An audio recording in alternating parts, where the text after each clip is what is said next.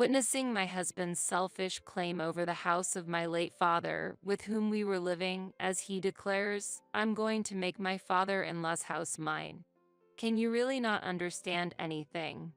My husband's shallow remark made me laugh beyond surprise. Seeing my long underestimated husband's family cornered by my retaliation. I, Katie Manning, had been living with my father and my husband, Ben. Since my mother passed away when I was in high school, my father raised me with endless love. My deep affection for my father remains unchanged. When I proposed living with my increasingly worrisome father to Ben, he warmly welcomed the idea of us living together in our home. "Are you really okay with this?" "I can manage on my own," my father asked me anxiously, a concern stemming from our cohabitation proposal. When I suggested living together, he initially smiled happily but soon looked worried. "I am always worried I might be a burden to you." My father always considered my feelings. However, after I expressed my desire to stay with him and Ben agreed, my father accepted with a smile. Today, Ben and I are moving into my childhood home. We began unpacking the boxes brought by the movers. "Again with this? Haven't I always said this is what I wanted?" "You're right, Dad. Plus, this place has better access to work, which is also convenient for me." We explained, and my father nodded with a faint smile. After unpacking, we found my father had prepared coffee for us. I was about to take a coffee break when I heard footsteps coming downstairs. "I thought you might want a break, so I prepared some for you too." Grateful for the warm hospitality, Ben and I enjoyed a break with him, feeling happy about the enriched life that lay ahead. After a short rest, we resumed unpacking, rolling up our sleeves for another push. "Hey, if you want, you can quit your job. It's okay to stay and support your father." During the work, Ben made a surprising proposal, pausing me in astonishment. "What do you mean?" "Think about it. Moving back here, we've cut down on our rent expenses, right? If you quit your job, taking care of your father and having fewer worries might be better, right? Currently, both of us work, with me mainly handling household chores. Though Ben helps sometimes, our days are still quite busy." I mulled over Ben's suggestion, feeling delighted at the prospect of spending more time with my father. Moreover, focusing on household chores seemed like it would reduce both mental and physical stress. Ben's proposal was very appealing, but it meant becoming financially dependent on him, which worried me. Grateful for his acceptance of the cohabitation, I pondered whether I should rely on Ben further. With a change of living environment, we decided to continue as before for now. Ben said, "I don't want you to overdo it, but the cohabitation proposal was mine." I felt I couldn't always depend on Ben. A month has passed. "Hey, maybe quitting your job for your father's sake is the best after all." When Ben suggested this again, I also thought it might be the best course of action. Living together turned out to lighten my daily load unexpectedly, mainly because my father took on household chores. Returning home, I found my father had already prepared dinner or cleaned the house. Yet, this seemed to increase his burden, making me feel guilty and contemplate quitting my job to take over the chores. "Yeah, I might do that. I feel bad putting financial pressure on you, Ben. What are you thinking?" "There's no need to worry about that." Hearing those words, I made up my mind to quit my job. When I told my father about this decision, he urged me to continue working and leave the household chores to him. But after expressing my desire to help with the chores, he understood. As a result, I chose to quit my job and dedicate myself to our home, leading to more fulfilling days spent with my father. However, gradually, changes began to appear in our lives. "I'm home. Welcome back, Ben. It must have been a tough day." "Yeah. Is dinner ready?" Ben's return home became later, and by the time he got back, my father was already asleep, decreasing the opportunities for us to eat together. Today, I was watching TV with Dad, but can you keep it down? I'm eating. Oh, sorry. When my father is nearby, Ben is as kind as he used to be, but lately, when it's just the two of us, He becomes quite cold. I feel like my quitting the job has added stress on him, and all I can do is apologize. After Ben finishes his dinner, I start to prepare his favorite evening drink, but he gets up to leave the dining area. Where are you going? What about your drink? I'm going to take a bath. He answered shortly and left, closing the door behind him with a bang. Whether he's in a bad mood or simply tired, these days leave me unable to help but sigh. The next day, I wait for Ben's return after my father has gone to sleep, but even past midnight, he hasn't come home. Worried, I try calling him but get no response. Just as I start to panic, thinking something has happened, an email arrives. What? The cold text of the email seemed to convey his feelings. Despite sighing, I felt relieved that he was safe. Still at work? I was worried because it's late. I replied, and his response came quickly. On a business trip. Those few words let me know he wouldn't be coming home tonight. I hadn't been informed about the trip, and I wish he had told me sooner, but expressing that might only irritate him further. So, you're on a business trip, got it. How long will you be away? I sent this message, but no reply came. After that, Ben's business trips became more frequent, and he stopped telling me when he would leave or return home. My father, trying to be considerate, would ask about the situation when Ben was home, and he would answer with a cheerful smile that no longer seemed directed at me. No problem, I'm working hard for our family. Seeing his reaction made me feel like he was dissatisfied with me, and though I suggested we talk, he would say, I'm just busy or I'm tired. Let's talk later, and we never had a serious discussion. Eventually, Ben rarely returned home. Amidst growing distrust, I began to suspect he might be having an affair when I unexpectedly received a message from my mother-in-law. I need the address of the company Ben works for. A one-line email without any greetings. My in-laws have not been fond of me since the beginning of our marriage, throwing harsh words and malicious actions my way, leading to a natural distance between us. Ben understood this situation, and although it never worsened our relationship due to my in-laws' issues, it didn't improve either, and we continued to keep our distance. Receiving this sudden email from my mother-in-law, I pondered its intent before replying. It's been a while. May I know why you need Ben's work address? After sending this reply, it seemed she was indeed upset, as I immediately received an angry call. Hello, it's been a while. It's been a while.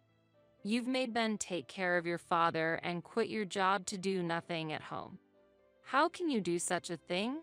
Because of you, he's now returned to our house. He forgot his lunchbox today and went to the office, so I'm trying to deliver it. What are you going to do about this attitude? It's unforgivable. Give me the address right away. And from now on, Ben will be living at our house. Shocked by my mother-in-law's angry words, I was left speechless. It turned out that the days Ben claimed to be away on business trips, he had actually returned to his parents' home. Learning how my in-laws spoke about me was deeply shocking. It was Ben who said it would be okay for me to quit my job, yet I couldn't help but feel his true intentions were different. Overwhelmed with sadness, I felt like I couldn't stop my tears. Without arguing, I simply provided Ben's work address and ended the call. Trying to calm myself, I made some coffee in the living room when my father came in. Asking him if he would like some coffee with a smile as usual, he looked at me, smiled back, and accepted. As we enjoyed our coffee, my father started talking about the past. Your mom and I used to argue a lot when we were young. There were many misunderstandings, but we always tried to be honest with each other, and that's how we solved many issues. Couples who can argue and then fix their relationship might understand each other better and become stronger, he said warmly. His words deeply resonated with me, and I decided to have a serious conversation with Ben. That's true, Dad? Thank you, I told him, and he responded with a kind smile. Afterward, I sent an email to Ben outlining the facts from my conversation with his mother and expressing my desire to talk. However, Ben replied dismissively, making me sigh deeply. Anger towards Ben began to build inside me. I wanted to respond immediately in my emotional state, but took a deep breath to calm myself. This situation led to Ben stopping his contributions to our household finances. Attempts to contact him were met with silence, and messages about living expenses were ignored. My love for him gradually faded due to his selfish behavior. Finding no meaning in our marriage, thoughts of divorce crossed my mind. I was disappointed in Ben for being so irresponsible and self-centered. However, not wanting to worry my father further, I decided to postpone discussions about divorce and support myself using my savings from before we were married. Getting used to Ben's absence, I enjoyed my days with my father until he suddenly fell ill. Rushed to the hospital, we were told he didn't have much time left. Overwhelmed and unable to stop my tears, I couldn't hear the doctors or nurses. Visiting my father's room, he tried to smile and apologized for worrying me. Holding his hand, I smiled back, saying, "Don't worry, you'll get better," despite my eyes swelling with tears. Seeing my father, who looked sad despite laughing and asking, "What's with that face?" I felt tears welling up in my eyes again. Because hospitalization was necessary, I temporarily returned home to prepare what was needed. However, upon returning to my childhood home alone, I was overwhelmed by a sense of loneliness, and I couldn't stop my tears. This house, where I grew up since I was a child. Even though I had left it when I got married, this place is filled with countless memories. Unable to bear the loneliness of being alone, I simply cried incessantly. During this difficult time, I received a cold message from Ben. "Since we're living separately, handle your own expenses. Maybe use your father-in-law's pension?" Reading this, I threw my phone in frustration. All my feelings for Ben vanished at that moment. Shaken by anger and sorrow, I realized dwelling on my feelings for Ben was a waste. Wondering how my father would feel seeing me like this calmed my mind. Regaining my composure, I washed my face and prepared to leave for the hospital. Just then, I received mail containing good news that could change my current situation. Seeing this, I made up my mind, leaving the documents at home for now. I hurried to the hospital. My father's condition worsened gradually, and I had to accept that our time to say goodbye was nearing. Days passed with joyous conversations at the hospital, only to return home to tears. Eventually, my father passed away peacefully. I was there to witness his serene departure, but the sense of loss overwhelmed me, leaving me in tears. However, the legacy my father left was immeasurable and deeply etched in my heart. The funeral, with the help of relatives, went smoothly, but Ben and my in-laws did not show up until the end. I hadn't specifically informed them about my father's passing, so I hadn't expected them to attend. Nonetheless, it seemed they had learned of his death through relatives because, a few days after settling the estate and paperwork, Ben suddenly appeared with a lot of luggage. "It's been a while. I heard your father passed away." Seeing Ben's face stirred anger within me, but I suppressed the impulse and took a deep breath to remain calm. "What do you want? What's with the luggage? Isn't that a bit harsh for a husband returning home?" "Oh, this luggage is my parents' stuff." "Huh?" The fact that Ben used the word husband was profoundly irritating. His words made no sense to me. After he had left the house, stopped providing for living expenses, and lived as he pleased, claiming now to be a husband was beyond surprising. It was appalling. I was at a loss for words. "Were you waiting for me? Jobless, struggling with living expenses, and left alone to care for your father? Happy, are you? So happy you're speechless?" "No, it seems I was the one caught in your plan." Ben's mention of a plan caught my attention, prompting me to ask for clarification. The answer I received was unbelievable. Living with an old man was something I couldn't accept. Impossible to live with the elderly. But saying that might make you think about divorce. If we divorced, I couldn't get this house. So, I chose to live together and pushed you into unemployment by pretending to be the ideal husband, making you dependent on me and the elderly man. That way, the house would become mine. Hearing his words, I found myself glaring at Ben sharply. This was not normal thinking. Reflecting on our marriage made me despise myself and feel deep guilt towards my father. I struggled to contain my trembling anger. "Your story doesn't add up. You're the one who left and stopped paying the living expenses." When I pointed this out, Ben scratched his head in annoyance. Yeah, I had reached my limit. I didn't realize I was so short-tempered. But I thought the plan would work even without me, assuming you wouldn't have the courage to bring up divorce. His smug smile made me forget what had ever attracted me to him. I no longer wanted to see his face or hear his voice. My feelings towards Ben had become unbearable. The plan worked. This house might be old, but it's spacious and well located. It'll be worth a lot when sold. From today, my parents and I will live here. Could there be anyone more self-centered? It seemed morality was foreign to him, which wasn't surprising considering his parents. As I stood dumbfounded, he continued to insult me further. The house of your father is mine. Get out. Watching my in-laws' belongings being moved in, I realized Ben was completely oblivious to the situation. Ben looked down on me confidently, disrespecting my father and making it impossible to leave things as they were. Seeing Ben standing there so smugly made me burst into laughter, unable to hold it back. My sudden laughter confused Ben. Have you lost your mind? That's the perfect description for you. The thought of confronting him with reality made my laughter uncontrollable. Seeing me laugh, Ben became furious. However, ignoring his reaction, I laid out the reality. Don't you know?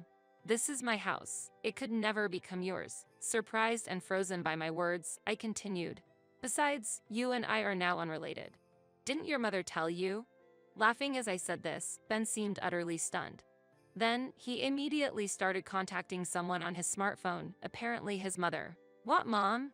Katie's saying something weird. We haven't divorced, have we? She said I hadn't heard anything from you. What do you mean, you sent it? Really? How did this happen? Watching Ben's speechless reaction, it seemed he finally grasped the situation. After ending the call, Ben's expression was twisted as if he was looking at something incomprehensible. Did you really submit a divorce application? He asked. Yes, I did. The day your father was taken to the hospital, your mother sent me a completed divorce form by post, which I happily submitted the next day. Your mother has her moments, doesn't she? I replied. Damn it. Even if it arrived, you weren't supposed to submit it. It was something my mother made me write just in case, not intending to actually divorce. Ben was furious. But you filled it out yourself, didn't you? Whether or not you intended to doesn't matter. I completed the divorce process as you wished, so you should be thanking me, I calmly retorted. Seeing Ben frustrated, I felt a sense of relief inside. The divorce form from my mother-in-law might have been intended as harassment, but for me, wanting a divorce, it was a stroke of luck. Later, Ben anxiously questioned me about property division and the house's ownership, but I dismissed his concerns. It was clear there were no significant assets to divide, so I informed him there was no need for division. I explained that due to the short cohabitation period with my father and the assets being in my father's name at the time of the divorce, they were not subject to division. Ben insisted on a financial demand, claiming even my savings from before marriage should be split, but I informed him his claims had no basis. He turned pale, attempting to argue but only opening and closing his mouth, resembling a fish out of water. Though tempted to mock him, I chose to maintain a mature demeanor and calm myself. Let's send this here. It's problematic for someone to bring their belongings into another person's home uninvited, which clearly constitutes trespassing. If you plan to stay any longer, I'll have to call the police. As I said this, Ben hurriedly gathered his belongings and left. I spread salt at the entrance and prayed to my parents' portraits. This is for the best. I'll become stronger, so please watch over me. Thinking of my parents meeting again in heaven eased my loneliness and lightened my heart. Emboldened by this new resolve, I began looking for a job. It was then that a friend contacted me, knowing I was job hunting, and offered to introduce me to a job that matched my expertise. Thanks to their recommendation, I quickly secured a position after an interview with HR. A few days later, I received a message from Ben. Sorry for being stubborn the other day. Actually, I wanted to start over with you, which is why I came to the house. Finding the message unbelievable, I struggled with how to reply but ultimately decided to ignore it. Yet, Ben continued to send poetic messages like a relentless suitor. Once, we were like the sun and the moon. Days spent longing for you, unreachable, are now behind us. Now, we can be closer. Without your love, I'm nothing. Won't you give me your overflowing love once more? I'll dedicate everything to you. I treasure you more than anything. Our love will last forever. No matter where I am, I'll continue to love you, for your heart is my home. Each time I received these poetic messages, I shared them with colleagues, wondering if they could serve as material for work. Currently working as an illustrator in a cartoon editorial department, these emails sometimes prove to be useful inspiration. Look, the melodramatic stalker is back. It's great to have something to laugh about in tough times. Unknowingly, Ben has become a source of amusement. Feeling only discomfort from his messages, I've been avoiding replying. Amid these days, the doorbell at my home rang. Looking through the peephole, I saw Ben standing outside. I had never expected him to show up in person, so I decided to call the police immediately. "Hey, I know you're in there. I can see your car. Please, just listen to me. I'm really in trouble right now. There was talk of moving into this house, so my parents sold their home. Now, I have nowhere to go. Help me." I could hear his voice shouting from outside, but what does that have to do with me? It highlights his recklessness for not correcting the situation the day they misunderstood this house as their own. His emails showed he hadn't given up, but I was merely astonished by his and his family's naive thinking. While the police were convincing Ben to leave, he resisted strongly but was eventually taken away by them. After that, when there was no response to the flood of Romeo emails, contacts from my in-laws began. At first, they tried calling, but when I ignored that, they switched to emails. "How can you know we're in a difficult situation and not offer any help? You should contact us immediately. Why not have a serious discussion? We were once a family. Isn't it too cruel to be so indifferent? You caused us to lose our home. Now we live in a dilapidated apartment. Why won't you hand over the house? You must have received inheritance from your father. You're not struggling financially. We quit our jobs. You should take responsibility. If the child is like this, of course, the parents are too. Do they think their decisions will always prevail?" I was infuriated by the audacious emails. How can they disregard others to such an extent? Although I intended to ignore them, I ended up blocking Ben and my in-laws' contacts. I considered changing my contact information, but it felt ridiculous to spend money just because of them. I was determined to ignore them, but I reached my limit. I optimistically thought blocking them would restore my peace, but soon realized my approach was short-sighted. One day, my former in-laws showed up at my doorstep. Despite being fed up with their endless harassment, understanding they knew my address made me realize such incidents were inevitable. However, I did not want to leave this house filled with many memories. "Come out, you know we're in trouble. Change your mood? I'm proposing we get back together, accept it. How can you ignore someone in trouble? What kind of human does that?" The doorbell and knocking were incessant, but I did not hesitate to call the police. Suddenly, the noise from outside stopped. Peeking through the hole, I saw an unfamiliar man arguing with my former in-laws. "Go home, you're bothering people." The sudden appearance of the man puzzled my former in-laws. "What did you say? Who are you?" Could it be an affair partner? Unfazed by their backlash, the man looked at them coldly. "Your attitude is the problem. Look around. This is a residential area. Look, people are gathering because of you. You're really causing a disturbance." Indeed, through the limited view of the peephole, I could see neighbors gathering, which felt somewhat embarrassing. However, seeing my former family flustered and stuttering but was when the police arrived. It seemed one of the officers had encountered this scene before, saying to Ben, "It's you guys again." Hearing this, my former in-laws' faces turned red. "How much trouble are you going to cause? Get some awareness." I silently thanked the man as he walked away, relieved. Afterward, my former in-laws were taken away in a police vehicle, and the onlookers dispersed. Hours later, the doorbell rang again, and peering through the peephole, I saw the man from the earlier argument standing there. Surprised to see him, I hesitated before cautiously opening the door. The man greeted me with a warm smile. "It's been a while. If you were back, you should have let me know."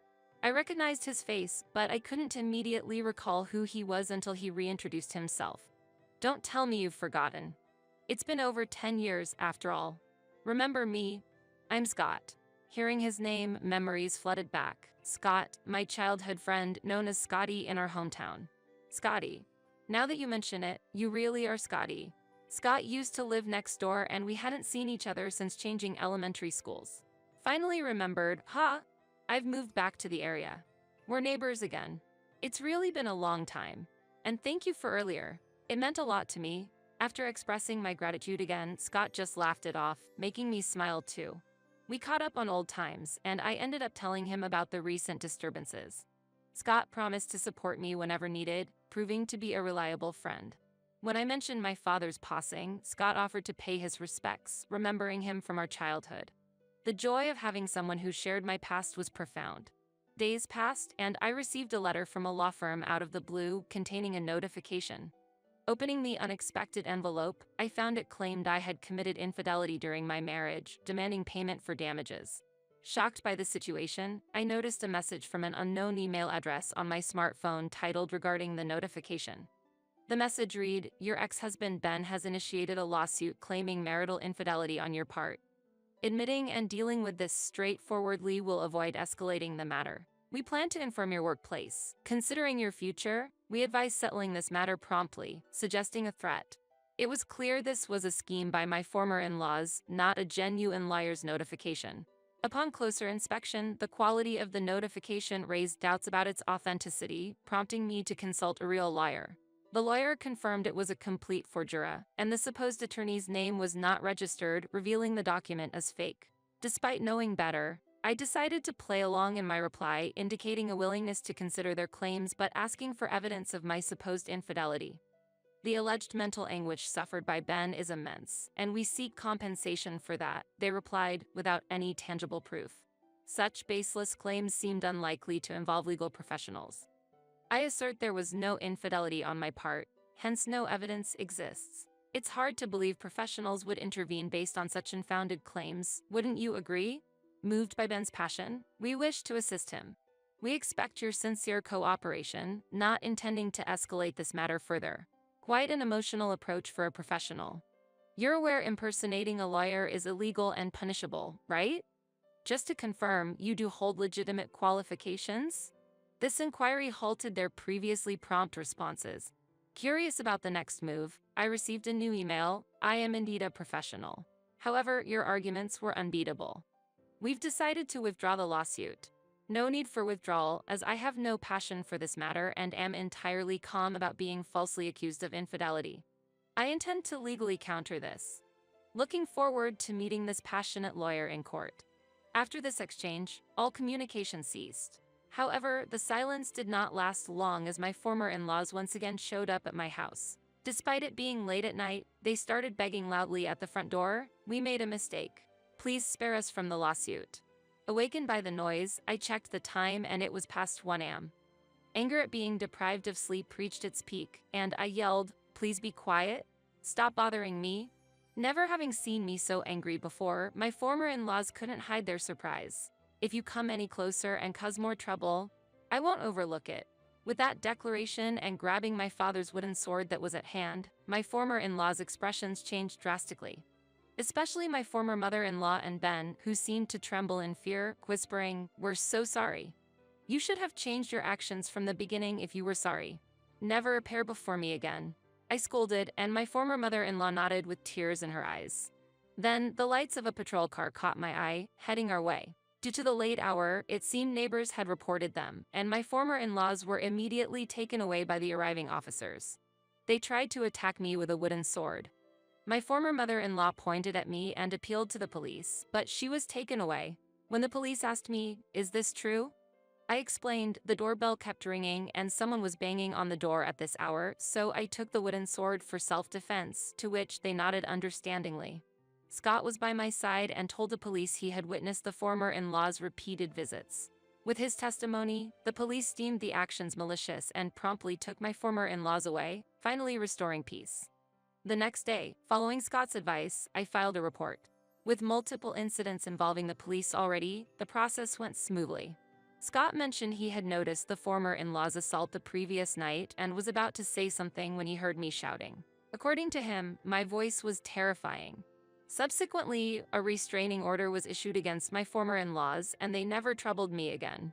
Moreover, someone had recorded the commotion, and the footage ended up on the internet, making them the secret talk of the neighborhood, unable to move due to lack of financial means.